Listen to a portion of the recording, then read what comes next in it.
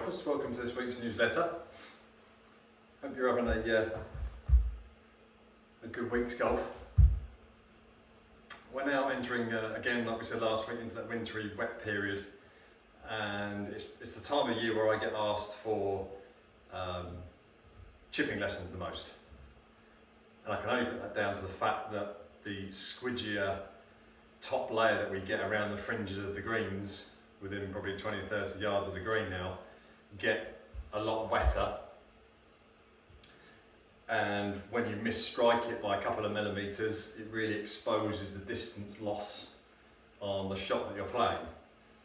And obviously if you get maybe more than a couple of millimetres, maybe the odd centimetre behind the ball, then obviously we lose a hell of a lot of distance that we want to try and hit it. If we're only trying to hit it 20 feet and we catch a centimetre behind the ball, maybe the ball's only 2 or 3 feet in front of us, so it really does expose a weakness in your chipping. So I wanted to give you a real kind of anti-duff type of chipping action for you.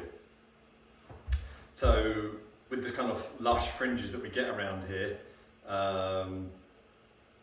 it's you know, and the little carries that we might have over bumps and hollows and so on, or even bunkers, we're forced to play quite a lofted club most of the time. Going back a few years, the standard way in which to play that sort of pitch stroke bump and run would be, you know, ball back in your stance, hands ahead, shaft very much bent over like so, and trying to strike the ball first and just pop it forward. Fair enough, quite easy, you know, reasonably easy to do. But when it gets a bit squidgy, when you've got that front edge of the wedge, it acts like a knife, sharp knife. So, and plus if you've got that ball back in your stance, that club now is approaching with a very sharp front edge, very sharply down towards the ground. And the area in which you've got to strike the ball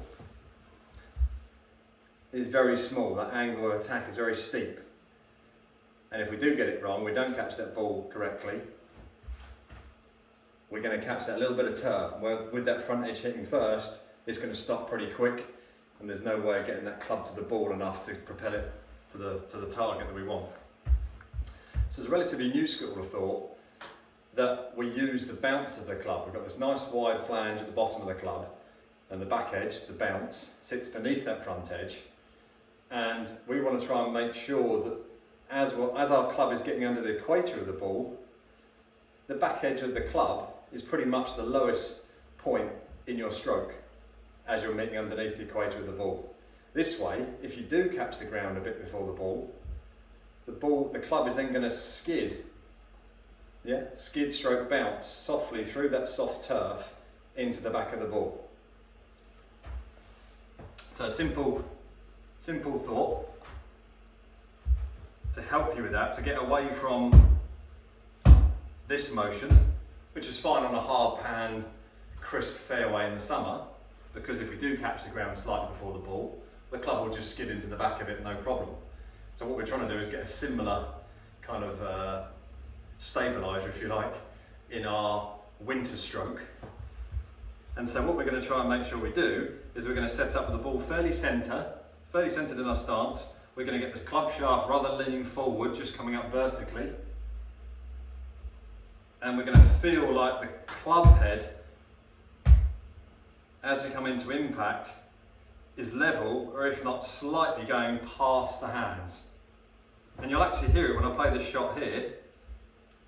If you listen quite closely, you can hear me just ever so slightly striking the turf, the ground, before the ball. Slightly exaggerated there.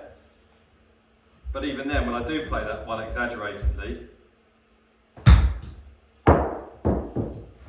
the club isn't digging into the turf. The club is simply bouncing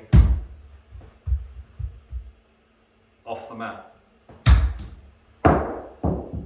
So you can hear on that last one there, still hit the ground first, but it hasn't lost any distance at all because that club has just skidded through at the same pace and given me a leeway that if I were to hit the ground first, because of the way in which the club is coming in, not too steep, and with that bounce